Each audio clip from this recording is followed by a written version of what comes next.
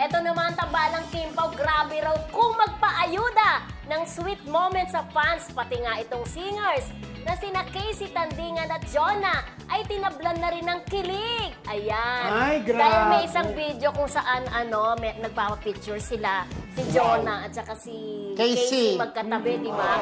Tapos hawak-hawak ni Kim yung yung parang pamaypay ba yun? O parang Kim Pao? Si Paulo. Yung picture. Oo, yung picture ni Paulo. Hawak-hawak niya ganyan. Niloloko-loko tuloy. Siya ni Casey. Pero meron din sa part ng sa ASAP, naka-angkla si Kim.